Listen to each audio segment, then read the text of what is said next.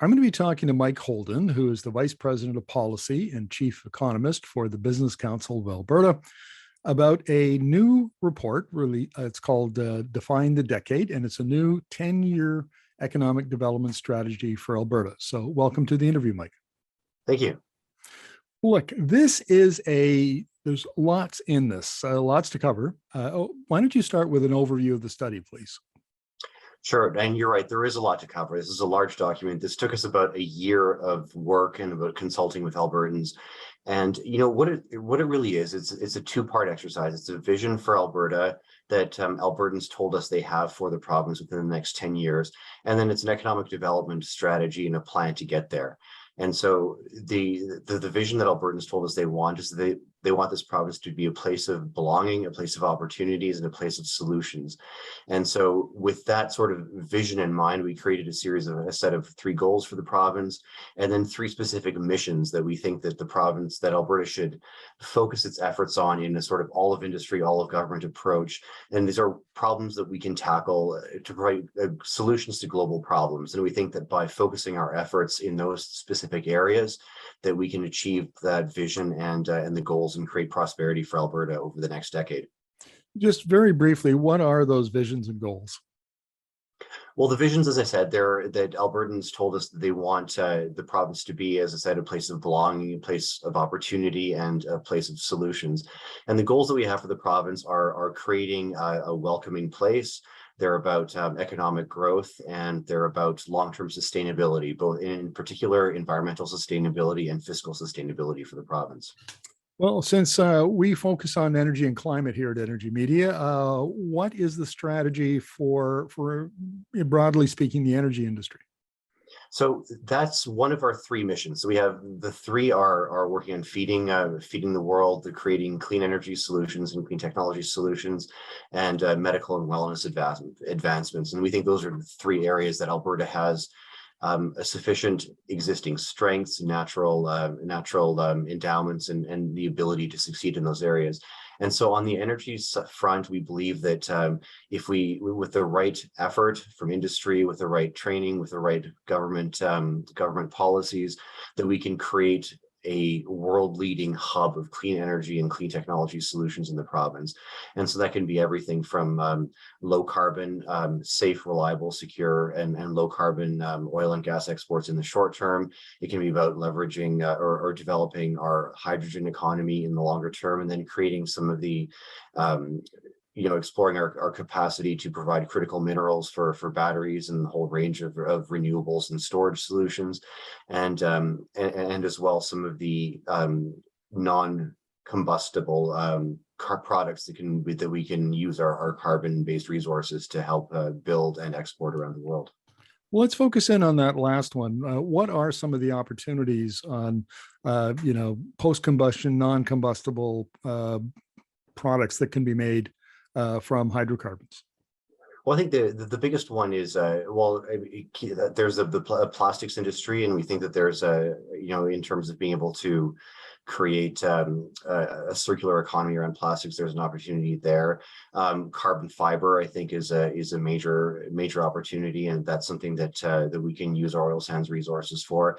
And those are 2 that we highlighted in this report. There are others, and I think that this is what we really wanted to do with this work was to showcase the potential that the province has, and then use that once we've identified this mission, then to start working with industry, working with governments and Albertans to be able to advance these areas and then explore the kinds of policies, the kinds of education, training programs that we need, and making sure that we create an accessible economy so that everybody can participate in these and advance towards some of those goals. Now, Mike, we've been talking about carbon fiber here at Energy Media for years, and some of the things that you mentioned have been on the public radar for a while. What's different in this document? Is it any particular policy tools or policy directions? Anything that's innovative? There isn't. The report is high level at this point, and what we wanted to do with this work was to, first of all, was primarily to highlight this mission-driven approach to creating prosperity for Albertans. And so the first step is identifying that clean energy, carbon, or these kinds of specific products or clean technology solutions are an area where we need to really dig in. And that involves not just the energy sector and post-secondary institutions and government, but all of Albertans across a wide range of industries. And so what we wanted to do with this work was first to highlight and communicate the importance of focusing on this one particular avenue of what Alberta already does well, and then look at what our assets, strengths, weaknesses are, and what reinventions are needed in order to advance those, and then start working with government and industry and post-secondary institutions and everyone else to start to create the kind of policy framework that you're talking about, so that we can start to advance those things and make some meaningful progress now, because we have the potential, and it's just about making sure that we leverage that potential, we act now, so that we don't get lost and lose whatever current advantage that we have. Mike, last week I did an interview with Professor Werner Antweiler, who's an economist at UBC, and we talked about long waves of innovation in the global economy. And we're in the sixth one in this particular theory. And there are a confluence of many technologies across many sectors that are coming together to disrupt most of the sectors of the economy at a global scale. And I'm wondering, that's sort of his take on it. I think it has a lot of merit, but I'm wondering is that kind of disruption that it's starting now, but we're expecting more of as the decade goes on, is that reflected in your report? Well, I mean, depending on what specific disruptions you're talking about, I think that the nature of there being a large number of widespread disruptions is one of the main reasons why we did this report in the first place. And, if you look at the challenges that Alberta has faced, I mean, the economy has struggled over the last 5 or 6 years. The province's reputation has not been particularly strong. We've had our experience has been that even though we consider this to be an open and welcoming place, not everybody believes that about Alberta.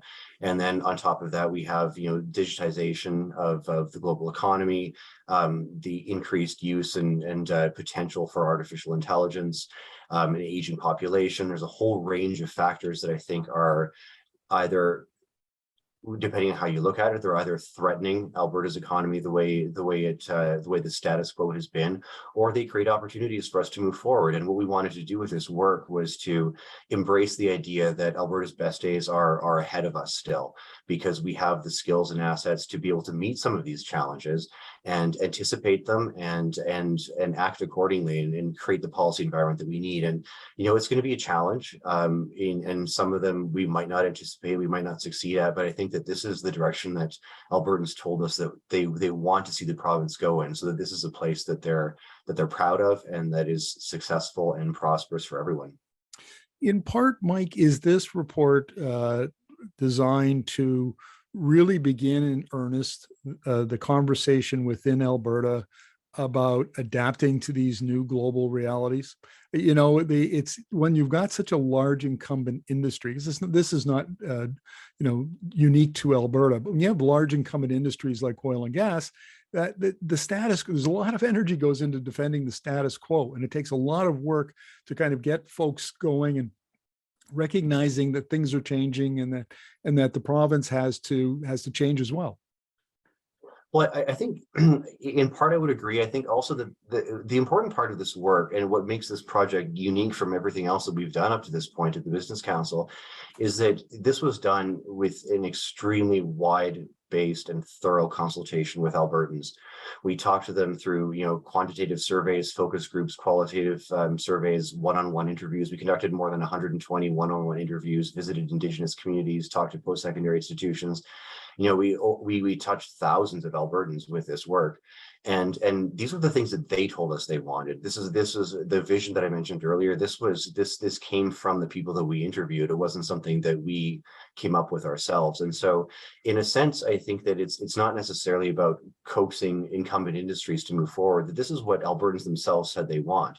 And I think that that's really the goal here with this project is to, Albertans told us, and we need to act and move forward on this. Mike, thank you very much for this. We'll look forward to the next iteration of this report, which I assume will then get into some of the specifics around policies and strategies and so on. Yeah, well, it won't be the next iteration of this report, but what will happen from this point forward is that this Define the Decade will be it'll be I'm not sure the lighthouse or the signpost. It will be the overarching structure that will govern next step reports that we do in different. So what we'll do in future is hive off specific aspects of this Define the Decade and start to try to advance them one by one, whether it's some of the specific missions or some of the prosperity pillars that we have in there. And those are sort of the preconditions for success in these areas. So over time, we'll be chipping away at different chunks of these and doing deeper dives into specific areas. Well, we'll look forward to those reports. Thank you very much for this. You're welcome. Thank you.